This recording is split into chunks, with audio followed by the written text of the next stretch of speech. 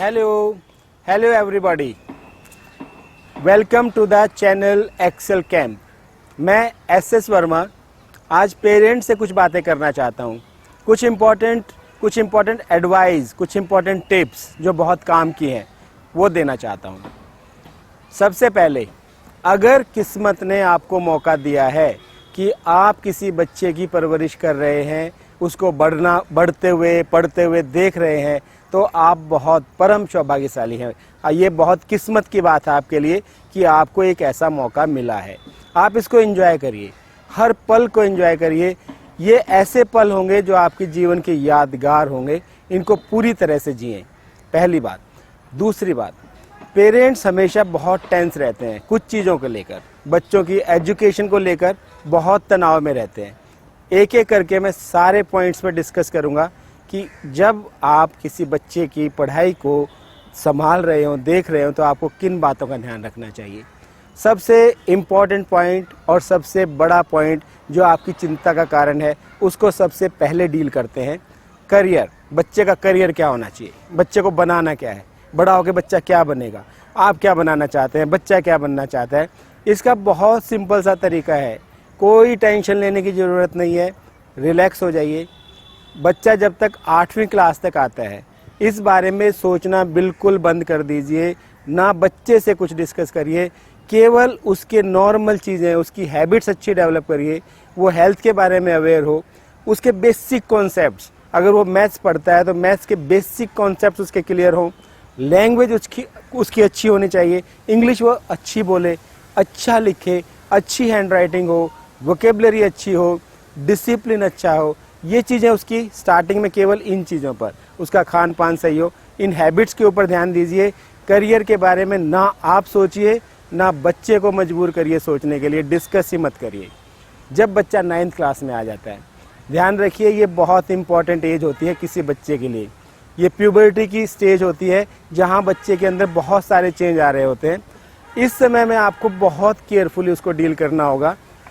आप बच्चे को ज़्यादा से ज़्यादा ऑब्जर्व करिए, वो क्या कर रहा है, उसका रुझान किस तरफ जा रहा है, कौन से सब्जेक्ट्स उसको ज़्यादा पसंद है, उससे ज़्यादा डिस्कशन करिए, ज़्यादा इंटरेक्शन करिए। मीनवाइल अपने लेवल पे आप सर्वे करना शुरू करिए, ज़्यादा से ज़्यादा जानकारी इकट्ठा करिए कि क्या क्या करियर हैं आज के टाइम में जो अवेलेबल हैं। टीचर से बात करिए, ट्यूटर से बात करिए, प्रोफेशनल्स हैं, नेट पर जाइए, अपना डाटा इकट्ठा करिए। ज़रूरी नहीं है कि आप ट्रेडिशनल करियर्स में भेजें, नो, एक से एक नए करियर हैं, समय समय पे डिमांड बदलती रहती है। क्रिएटिव करियर्स इतने ज़्यादा हैं कि हमें पता ही नहीं होता, पेरेंट्स को पता ही नहीं होता, और बच्चा तो फिर भी मैच्योर नहीं है। आप अपना होमवर्क पूरा करिए, बच्चे के ऊपर कोई प्रेशर नहीं है।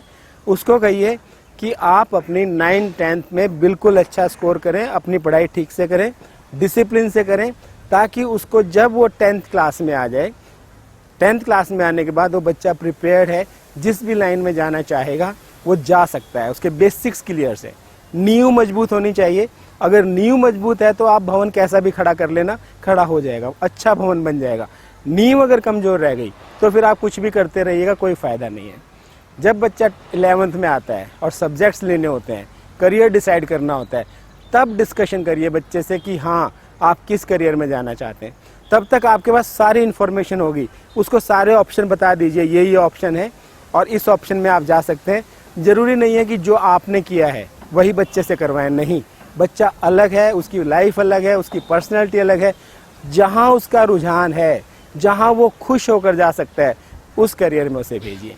जब आपके सब्जेक्ट सेलेक्ट हो गए तो फिर उसके लिए पूरी कोचिंग का अरेंजमेंट करिए, प्रोफेशनल से एडवाइस दिलवाइए, रेगुलर पढ़ाई में डालिए, उसी तरीके से तैयारी करिए जो उसे बनना है। अगर वो आर्मी में जाना चाहता है तो आर्मी के लिए फिजिकल ट्रेनिंग मस्ट है, उस चीज़ में उसे डालिए। सारा बर्डन अपने ऊपर लेके मत बैठिए, प्रोफेशनल से मिलिए, जैसा वो सलाह देते हैं वैसा उस लाइन में भेज दीजिए। बच्चा जब 12th करने के बाद कॉलेज में आ जाता है, तब तक उसका माइंड इतना विकसित हो जाता है कि वो अपने करियर के बारे में ठीक डिसीजन ले सकता है।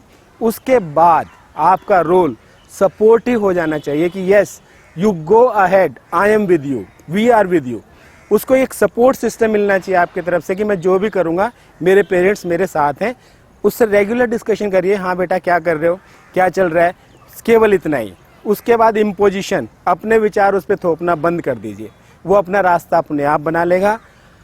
एक लंबी लड़ाई है बच्चे के सामने, आपका सपोर्ट उसको बहुत लंबे टाइम तक चाहिए। उसे अकेला मत छोड़िए कभी भी, उसे करने दीजिए, रेगुलर टच में रहिए। अगर बाई चांस कभी वो किसी अटेम्प्ट में फेल हो जाता है, उसको डीमोरलाइज मत करिए, उसकी हिम्मत बढ़ाइए कि कोई बात नहीं बेटा, आप दोबारा ट्राई करो। दूसरा ऑप्शन भी ओपन रखिए कि चलो इसमें नहीं हो पा रहा तो इसमें करो, तो वो बच्चा हमेशा लाइफ में अच्छा कर लेगा। ये तो बात हो गई करियर की। अच्छा करियर करेगा, खुश रहेगा, ये बहुत बड़ी हम टेंशन ले लेते हैं, ये काम बहुत आसानी से हम कर सकते हैं। इसके बाद जो तीसरी बात कि आप जब वो स्कूल टाइम में है बच्चा, तो टीचर से पेरेंट्स से रेगुलर मिलते रहिए, रेगुलर अपडेट लेते रहिए कि हाँ बच्चा कैसा कर रहा है, और बच्चे से डिस्कस करिए कि आपके टीचर ऐसे बोल रहे हैं, आपके ट्यूटर ऐसे बोल रहे हैं, इन सब्जेक्ट्स में आप अच्छा नहीं कर पा रहे हैं, क्यों नहीं कर पा रहे हैं, क्या प्रॉब्लम है, उसको सॉल्व करिए, उसको हेल्प करिए, तो वो अच्छा करने लगेगा। तो रेगुलर टीचर से मिलना ज़रूरी है। एक और बहुत बड़ी बात जो अक्सर पेरेंट्स गलती करते हैं, ये तो हम सबको पता है कि एजुकेशन बहुत महंगी है, स्कूल की फ़ीस बहुत ज़्यादा है, ट्यूटर्स बहुत ज़्यादा चार्ज करते हैं।